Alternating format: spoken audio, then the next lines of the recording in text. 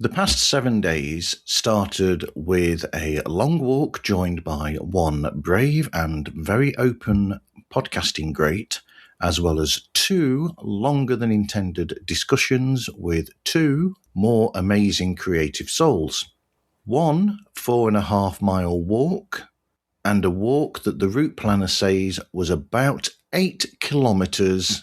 That is around 7 miles, and I felt like it was more. The second walk started at 20 degrees centigrade and ended at 27 degrees centigrade. That's from 68 degrees Fahrenheit up to 80.6 Fahrenheit for the Americans. I apologise, but I went for an intro all about numbers for some reason. I'm Martin Quibell, known to my friends as Marv, and this is Pods Like Us Chronicles. On Sunday, I went for a walk that was around an hour and 10 minutes, give or take, including stopping at the shop a few minutes away from home to pick up an orange juice. During the walk, I listened to the first 2 episodes of a new podcast entitled Bad Blood, Life of a Cancer. In the podcast, the podcaster and podcasting producer extraordinaire Jamie East tells us about being diagnosed with leukemia, CML to be precise, chronic myeloid leukemia, which is very rare. Now, it came about through a complete accident as well, that he was having this test for something else that he thought that he'd got, and it turned out to be this, which seems apparently to be a thing that happens a lot of the time. In the first episode, which was called The Phone Call, you actually get the phone call. He leads up to it explaining about this sort of thing that was going on in his throat, and he wanted to know what it was about. And then the phone call was recorded, the original one, so you get the actual natural reactions and everything. It's an incredibly open podcast, I will say that. Not a show to listen to with family because he's brutally honest and he does use some curse words, understandably. In the first episode, he tells us about the phone call, and it shifts then to a year later where he tells us about the initial shock that he'd got and things that happened around that time. And he speaks openly in that episode about the fear and uncertainty that he had at that point, the emotional impact on himself and to his family and the friends around him, as well as people that he works with. It sets the series up in a very honest and open way, which I think is really brave. I think it's an important show for people to listen to, and I've been recommending it to people since as well. In episode 2, he looked at what CML actually is and gave us details about what it was and got specialists with him to discuss it.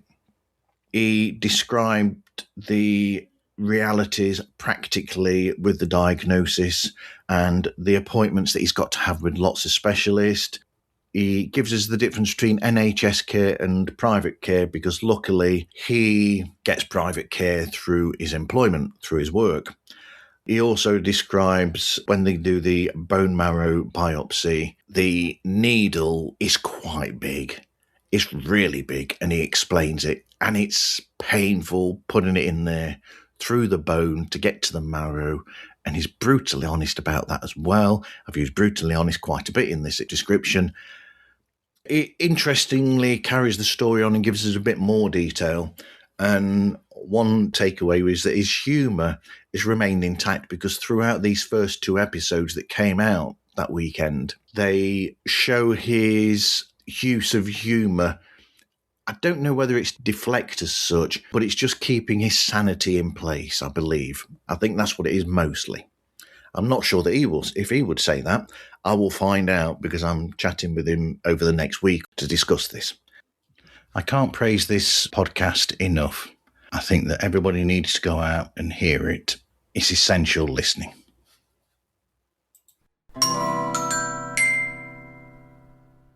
On Sunday, the 5th of July, I read an article on Substack by Audio Drama News where they were discussing something called DTRM, which is Down the Road Media, which is a sort of resource, and we're going to get into that, that's been founded by a surprise guest that I've got right now to speak with, Talib Jasir, who a lot of people, especially Tony Doe and people like that, will know from the Fussings, a superb romantic comedy, would you call it, Talib? Sure. It's actually a Black American romance comedy. And it's a limited series that I did in 2017. It's interesting because it's like a journey in a sense where you've got that, and that would lead to the work that you then started when you founded Afros and Audio, the community for Black podcasters and storytellers. And then we'll carry on from there. But it's a natural progression from one to the next. Yeah, absolutely. And I think that's something about life in general, is that sometimes you don't know what you do at one point in time that will lead into the next. And so I call it unfolding, just kind of moving into your life and allowing it to unfold. You don't know the people that you'll meet. You don't know the opportunities that will come. You don't even know the pivots that are around the corner, which is what happened with Afros and Audio. So when I created the Fussings, Until One of Us is Dead is the subtitle. Yes. It was a rom-com, and when I looked around, I wanted to find more people that looked like me because I felt like it was a unique experience. Podcasting, this distribution platform, knowing the golden era radio in the U.S., and that was during the 20s and the 50s, where people that looked like me were not a part. We weren't allowed to be a part of that era of audio storytelling, audio scripted fiction. And so when I did it in 2017, I was like, wait a minute, this is such a unique opportunity for us to be, for anyone, I mean, not just myself, but for anyone to create audio fiction in a way in which we did, which the way they did in Golden Era Radio. So I feel like we are in our golden era when it comes to podcasting and audio dramas. Absolutely. I mean, I've spoken with the Black British creator of audio drama, Liam, who created the Icarus Complex. Mm-hmm. And he's a really good friend of mine. In fact, I provided one of the voices for one of the characters in that before now. Oh, that's awesome. And what I like about his work and what you've done as well is, and it's the same with if you get women creating and other people, all these different aspects to it, different people of different colours, different races, different genders, is good for the podcasting world because it gives something, I think, that has more to it, more substance to it than most media. Absolutely. Because most media is still controlled by, I mean, I'm sat here and by white males, unfortunately, but it's nice to have the openness that podcasting and audio drama allows us to have. Sure. There's so much diversity in podcasting in general. Obviously, there's still more percentage that isn't diverse, but it's an opportunity. It really is. And for me, podcasting, aside from audio dramas, is all of us laying down a living record for who we are, what we're experiencing right now, what we think, what we believe. That's important work beyond the monetization, beyond, this industry, so to speak. The fact that we as people are laying down a living record for who we are in this moment is so important when it comes to podcasting. And so when I founded Afros and Audio, it was for audio dramas because I was trying to create support and resources for that. And then because the market wasn't at all where it is today, I had to pivot, to all podcasts. Yep. And that's where you had the 7-year conference that happened. But I still feel like podcasting as a distribution and a medium is so important. But the other piece, and I'll land it here, is that there could be no podcast industry without podcasters, without podcasts. Yes. It literally doesn't exist without us as content creators and independent creators. As much as the celebrity and the wealthy and all those get the highest, accolades and visibility, the independent creators are the engine of podcasting. And so I feel like as much as, as you mentioned, those people at the top who have the power and the money, if they don't at some point recognize the engine of the car, of what runs this vehicle, then, it's going to be an issue. And I feel like in one industry, as we are actively developing podcasting, we are as content creators, we are actively developing and evolving it even now. One industry, entertainment media, has to benefit the content creator. Yeah. And so I'm an advocate for that. Industry aside, I'm the advocate for the people and the power that we have and the content that we create. And we've got to be the ones to stand up for the equity and the opportunities. We have to demand it in a way, because we can also dismantle this whole thing by taking our content away from it. Not that will happen, unfortunately, but we could do that. We have that type of power if we understood it. Okay, we have a minute for a bit of a tangent that leads into then, okay, which is that. Sure. So I went to the podcast show in London this year, and I got carried away with that a little bit because it was my first podcast show that I'd been to, any event to do with podcasting. I got carried away because there was one talk that came up, and while I was sat in this talk, it was for a show called Digging It. Mm-hmm. Which is presented by Joe Wiley and Zoe Ball, who are presenters. They've been television presenters and radio presenters for many years. And I went in there, and then as soon as it started, I suddenly thought, what can an independent podcaster get out of a show that has a huge production team behind it and all of this expense and all of this equipment and all this, that and the other? And I just suddenly thought, is there anything that we can get from that? And the only thing I got from that was the rapport between the two presenters. And that's the thing that I think, podcast shows where you've got more than one presenter, you've got to have that back and forth between them. Absolutely. Because it is that pulls the listener in, the presenters, whether you've got the production or anything else to it.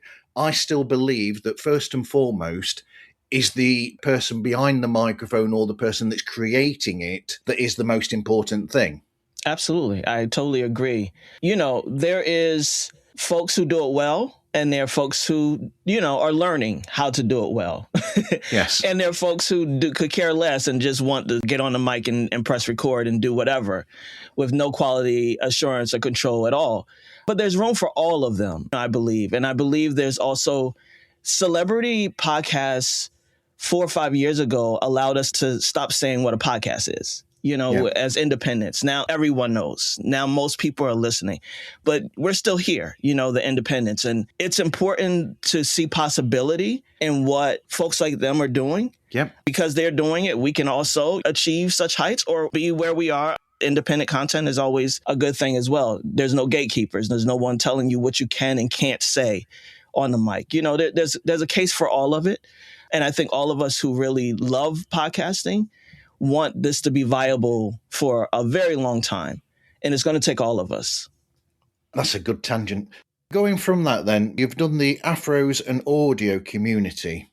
And it seems like a natural development to me then of your creative life, in a sense, because you've gone from the show, the Fussings, I forgot the rest of the subtitle again. Yeah, that's fine. The Fussings until one of us is dead. So, like I said, so that led from there to Afros and audio, which I think has led to this next thing that we're going on about, which is down the road media, where you're targeting an area that you've said before in public that you think there's a gap there in the world of audio media, in podcasting. In other forms of media, such as film and television, scripted audio writing, you have that sort of sustainability there where you've created one show and then you've got that backing there to be able to help you to keep going. Whereas with audio podcast, and I agree with you on this, is you get that one show and it could be an amazing show or it could not go as well as you think it will. And over the years, it will be picked up and lots of people will listen to it. Mm-hmm. But you as a creator, because you've got nothing backing you, it's hard to then go and say, right, my next project, and you've got to start again almost from scratch. Whereas what you're looking at here with Down the Road Media is something to help these people and to give them that strength and that backing to say, yep, you can do this, and we are here to help you if you need any help with any of it. Absolutely. I think, and I mentioned this earlier, there's so much power in people. Yeah. And one of the things that Afros in Audio created for 7 years was this commitment to community and collaboration. And so what you saw in that was folks finding each other. Yep. Supporting each other. I'm a big proponent of mastermind communities and folks who seek support. There's a thing about creatives where we are isolated. We can isolate ourselves. We can be in silos a lot of the time. And that thing that we've been looking to do or figure out for 3 months, someone has already figured it out. And if you ask, they can say, oh, just push that button right here. And you're like, damn it, where were you 3 months ago? you know? And so that's the importance of communities, first and foremost.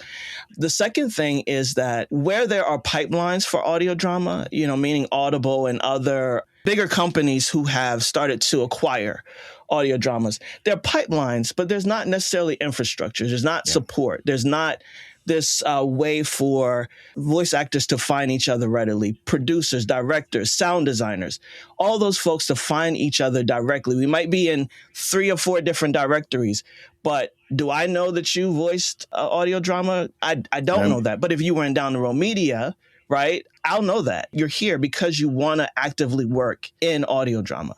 And I think that's important because it's hard when you don't have support. It's hard when you don't have backing. It's hard when you don't have folks to say, just push that button right there, And so what I've created with Down the Road Media is, one, it takes me back to what I was trying to create in 2018. Yeah. But the technology wasn't there, nor the market. So now that the technology is caught up with where my big vision was, now you have the opportunity to reach out, the directory, the project management aspect of it, the forum, to be able to have those conversations and the communication, talk about craft in a way that we don't normally do. Talk about the award circuit, because there is one, for audio dramas. And the more that you understand it, the better off you can be to position and present what it is that you're doing. So it's all of these things, just me as a creator, and I'll land it here. As a creator first, that's what's sustained and been where my focus is always creator-centric. Because I'm a creator. I'm not a person looking from the outside in trying to give opportunities or present something for people. I am that person. Yeah. I was that person in Afros and Audio. I'm that person in Down the Road Media that understands what it is that we need. But I also talk to my people. I'm a policy major. We learn that you don't go to a community and project on them what you think they need. You ask them what they need, and they'll tell you. Absolutely. And so that's what Down the Road Media is about. Absolutely, because as you said, you are somebody that's on the inside looking and saying, oh, this is what needs to be done. And that's the best way to do it, is for the people that are actually using these or that work in this to actually say, this is what we need. Let's see what we can do about that. So how far along are you with getting Down the Road Media up and running, and how can people find it? Oh, it's up and running. It's available. It's launched. There is the audio drama discovery piece, whereas you can go to the front page and you'll see right away audio dramas that you can listen to. And what I love about that is that I've had conversations, and you'll see on Down the Road Media, there's a resource page where there are conversations, interviews that I've done with audio drama creators. And one of the things that comes out is that, listen, we don't have anything that presents us like a Netflix or Spotify or anything that we're inside of those. We're inside of those, those platforms. But if I say podcasts out in the regular world, no one immediately thinks audio drama. No. At all. So it's like, how do we create a space and then where they're readily available, they're readily seen, and it's inquisitive. You're looking at artwork and art in shows that are just like presented like any other platform, and it's intriguing. Oh, I like that artwork. I see the description. I can press play and listen to this. And I've tried this and tested out with people who've never heard of audio dramas. I've had to explain audio dramas to people. Wow. Or people who didn't listen to it, and they come to Down the Road Media where those shows are, and they're like, wow, I didn't even know this existed. I didn't even know, that I could push play on something like this and listen to it. And I believe that audio drama has the potential to be the next on-demand mainstream source of entertainment. Yep. But it's up to us. Both in creation and consumption, I believe that we have an opportunity here. It's up to us. Yeah, absolutely. Anyway, let people know how they can find you and get hold of you then, please, Talib. Sure. Downtheroad.media, please check it out. There's a free version. There's membership, directory, and creator ecosystem for the site. You can find me at Talib Jasir on Instagram, Talib Jasir on LinkedIn, and at Afros and Audio on Instagram. Thank you very much, Talib. Thank you. Thank you. On Monday this week, the 6th of July, a trailer appeared in my feed for the third season of Central Intelligence, a Goldhawk production for the BBC about the history of the CIA, hence Central Intelligence. So, because it's one of my favourite recent audio dramas, I thought I'd try and catch a few minutes with the director and one of the writers of the show, John Scott Dryden. Thanks for speaking with me today, John. That's a pleasure. Just to clarify, I'm not the writer of the series. It's written by Greg Hadrick, who is an Australian writer. He's been obsessed with the CIA for years and years. I think he's been working on this for about 10 years, and he literally goes through every declassified document he can find. He just knows everything about it. So I would not want to take credit for... Okay. But I'm the sort of director of the show and executive producer. I was getting confused because you did write the fantastic Passenger List that you also directed, and that's an incredible show in itself. Thank you. So my thing with Central Intelligence is that it's really interesting how it's put together, because it's taken all of these true stories from the history of the CIA and put them in a sort of dramatized version, so to speak. Mm-hmm. And it's interesting. I mean, is the character that Kim Cattrall plays, is that based on a real person? Yeah, she plays Eloise Page, who was a real person. She died, I think, in the early 2000s. And she's an extraordinary character because she was there right at the beginning of the formation of the CIA, just after the war. Yeah. And retired, I think, in the 80s, but was one of the most senior figures in the CIA, and certainly the most senior woman at the time, because it was a very male-dominated organization. I think she was the first station chief in the CIA. And it's interesting that the story of the CIA, there's a lot of characters that are sort of mythologized, but they're all male, and some of the female characters have been kind of written out of that history.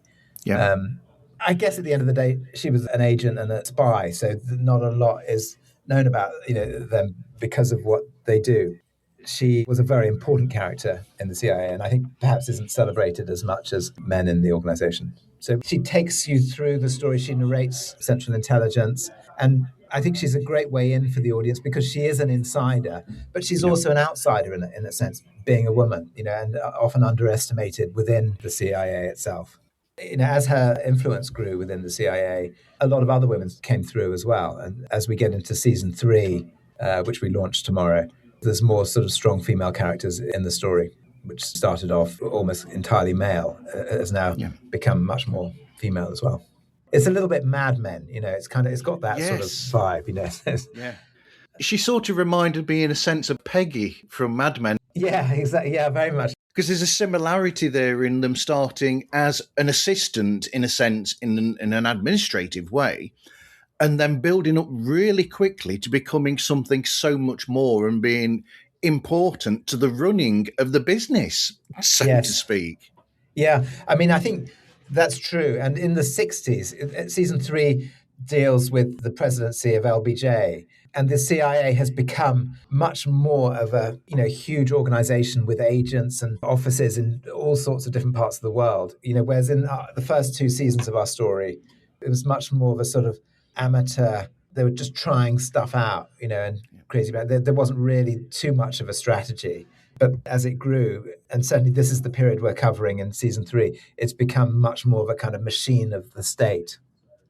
Another thing we've got to look forward to in season 3, the great Ed Harris did such an incredible job of acting as the really famous Alan Dulles, who was originally director of the CIA for many years. And now, because at this point that we're coming to in the 1960s with Lyndon B. Johnson and onwards, Alan had retired. We now have a new director of the CIA who is another incredible actor that you've got hold of for the show. Yeah, that's almost right. So Kelsey Grammer plays President LBJ, who's a big character in season 3, so not director of the CIA. And during that period, it was almost like revolving doors. There were lots of directors of the CIA. the obvious person to be the director of the CIA was Richard Helms, who had been there right from the beginning and had worked under Alan Dulles, who's played by Johnny Flynn, who's a brilliant actor in our series. But he's, I guess, not quite trusted at that point. So they bring in various kind of colonels and generals who don't really understand the CIA. And Richard Helms was deputy to them. So there were several CIA directors who had varying successes. Some were total disasters before Richard Helms eventually gets the top job, which is during LBJ's presidency. But it took him a little while. He had to really work very hard to get it. And he gets it during our season 3. If it's useful, I could give a sort of bit of background to what we're doing really with Central Intelligence. Yes, please. The pitch, when we tried to sell the show initially, was whether we could create not a history, because we really didn't want it to be a history lesson. We wanted to create a workplace drama, essentially. People in offices, so a little bit like Mad Men, that was very much would take us through the periods from the 1940s through to 9/11. It's about the people in offices. It's about the people working inside the CIA. But the meetings and the conversations they have affect the world. They affect wars and coups and revolutions, all that sort of thing. But essentially, it's a workplace drama with these characters, where their decisions have global consequences. Yeah, that's true. I mean, but it seems almost, in a sense, the stories almost seem as if they're stranger than fiction, in a sense, because they are real, actual events that have happened, and the stories behind them, they're better than some films, actually, in some ways. I mean, they're bizarre. Some of the assassination attempts. There's one project in the 60s where they tried to put a microphone in a cat, so that it would wander, and they trained the cat to go up to park benches where it would be fed. Or they tried to train a cat. I think, whoever came up with this project had probably never owned a cat, because they don't do what you want them to do. But yeah, it cost millions. They had to find a way of not only putting a microphone under the skin of the cat, so it's surgically put in, they had to have an antenna that kind of went up the tail. And it also, needed to be put in a way that A, the cat's body wouldn't reject it, and B, that you couldn't feel any bumps or anything if you petted the cat. It was a total disaster. It didn't work because when they tried to spy on these Russian agents in a park, the Russian agents decided not to sit on a bench but to go for a walk. So the whole thing was doomed from the start. And then the cat, I think, almost got run over. It got scared by a kid on a bike and then ran across the road and then almost got run over by a car. Yeah, they had some very strange, and they were just trying stuff out a lot of the time. And that was one. There was several attempts to assassinate Fidel Castro. Yes. One involved a sort of poisoned wetsuit. But mostly, I think the CIA was about trying to impose America's will on the world. It was very focused on stopping the spread of communism. And really what that involved was often interfering with the democratic process in other countries. Absolutely. And some things don't change, but we'll leave that there. And some things don't change. And the CIA, did have quite a lot of success as well. But often those successes were quiet successes because when it worked, then the world didn't really know about it. True. And they weren't always listened to. They conducted a very elaborate war game before America committed to Vietnam. And the war game convinced the CIA that they could not possibly win in Vietnam. And that was the information that they passed on to the president, LBJ at the time. But he was listening to other people within his administration, and they felt in the end that the real world would be different from the war game. Well, in seasons 1 and 2, there are instances where suggestions are made for things that could be done to make what they want to happen, where there were alternatives used that didn't work.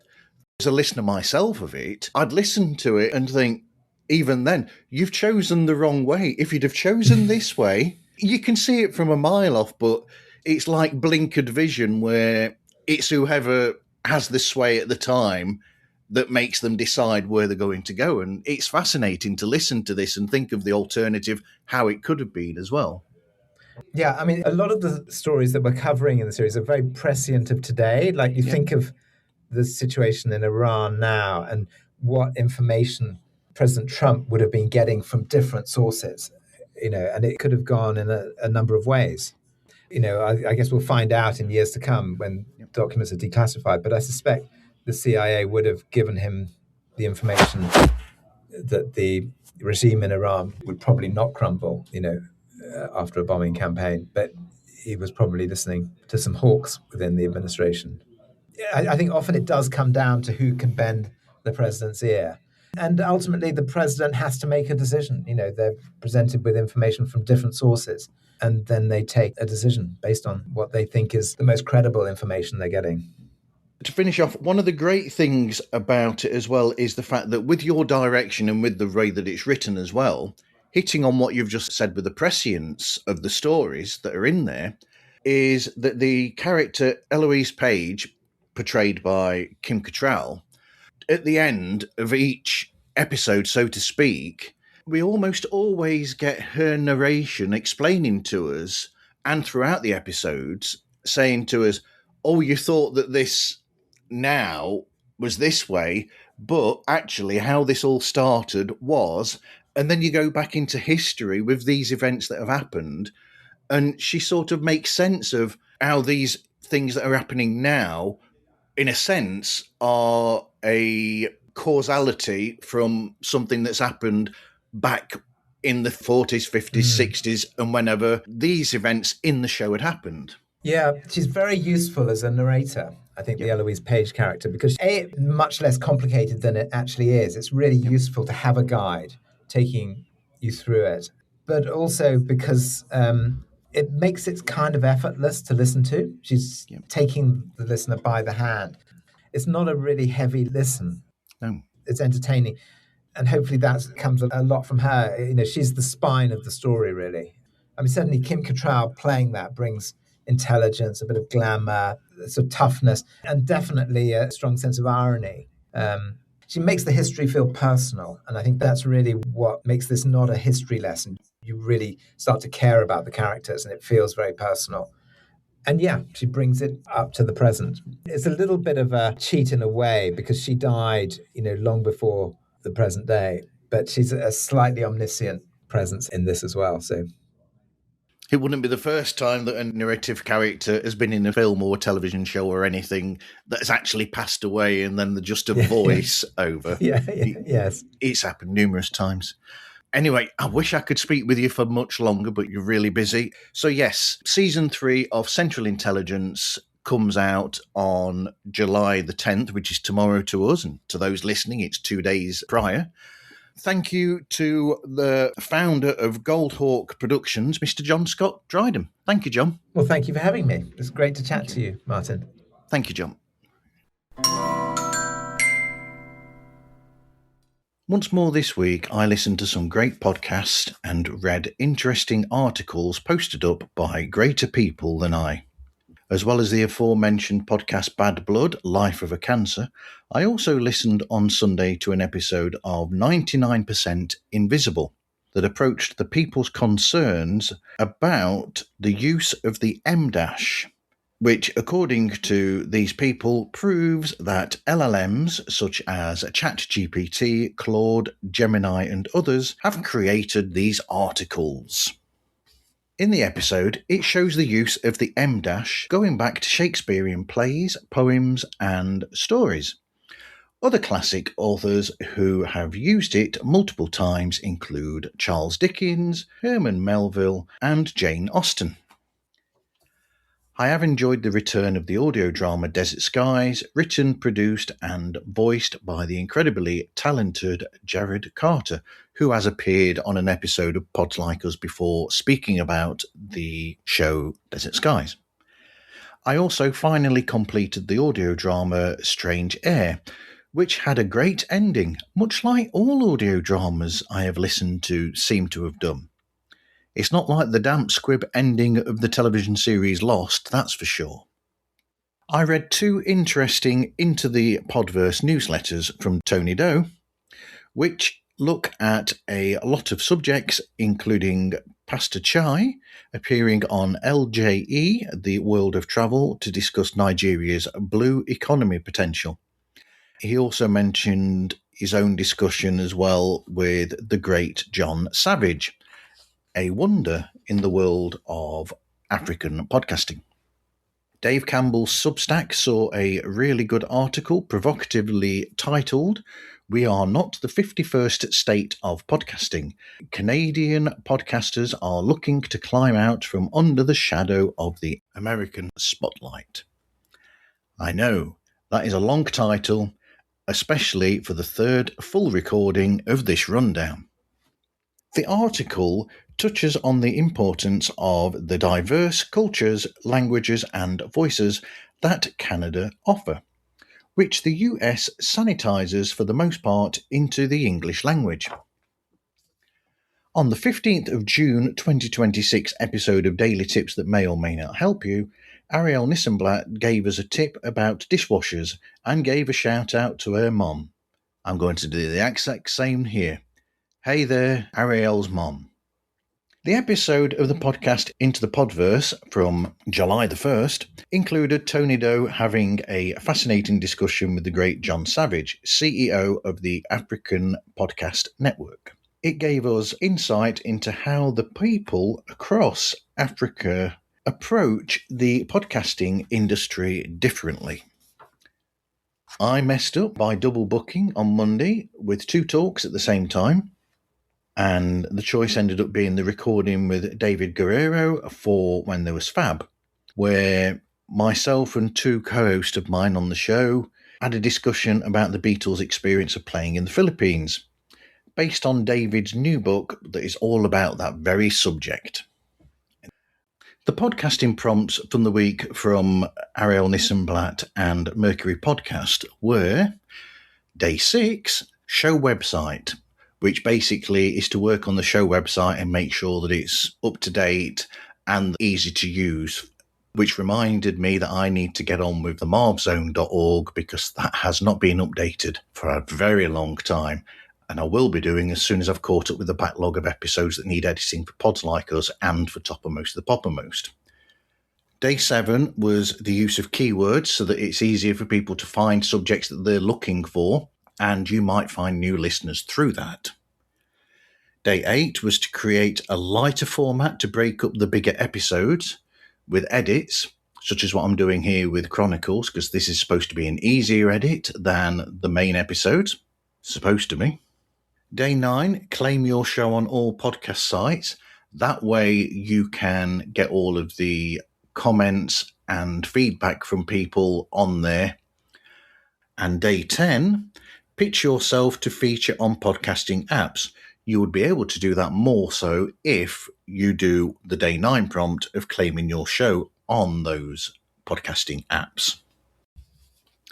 Tuesday saw the Podbites newsletter take all day again. It's just so big all of the time. Misses.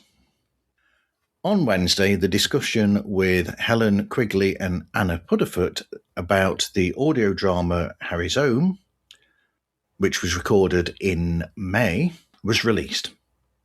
The show sees the titular Harry, diagnosed with Alzheimer's, returning to the family home after an incident and disrupting the said family. In the 6th of July episode of Pod News Daily, James Cridland included a piece about the British Podcast Awards, telling us that 35 BBC shows are included. Not much diversity shown in there then for podcasters. On Thursday, I recorded the discussions featured earlier in this episode with Talib Jasir and John Scott Dryden. On Friday, I read Frank Rasiopi's Substack review of the podcast Distillate, which is about the history of alcoholic beverages. Another one for me there then.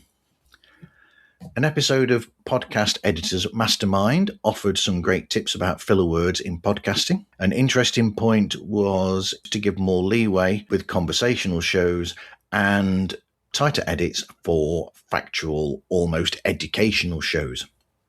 As an example of this from my own experience, I edit Pods Like Us relatively loosely for the flow, but Toppermost of the Poppermost is a tight edit to get the facts out there without too much chaff.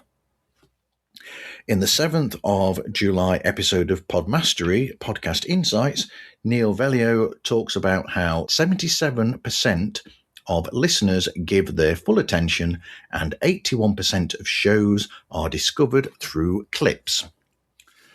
One of the things mentioned by James Cridland on the 8th of July episode of Pod News Daily was the 11th London Podcast Festival, with many shows to see and ways to take part. It is running between the 3rd and 13th of September.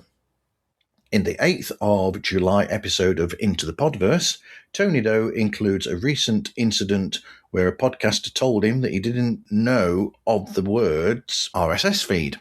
Tony said that he believes people should know this because of how important they are to podcasting. He's right.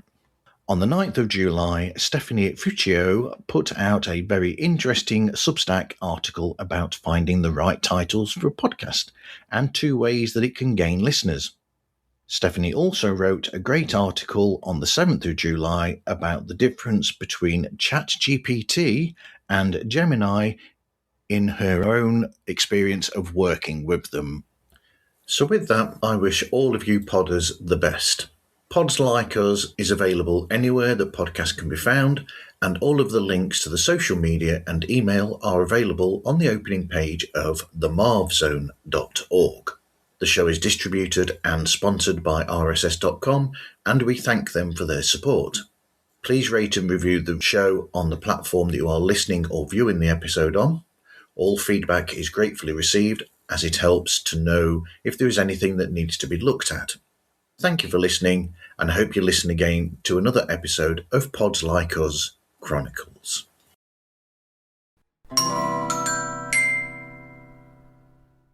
Keep the Flame Alive is the podcast for fans of the Olympics and Paralympics.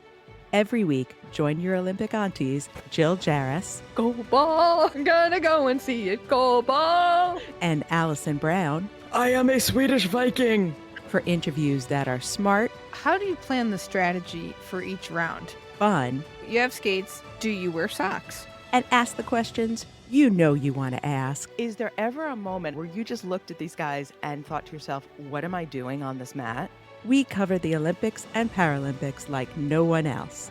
What was going on with all of this cleaning of the balls? We had the princess of the pool, we had the flying fish, we had the silver bullet, and the beast. Find Keep the Flame Alive at flamealivepod.com or on your favorite podcast app. I saw them all. I stayed up and then woke up and watched more. And until next time, keep the flame alive. This is why I love the Olympics.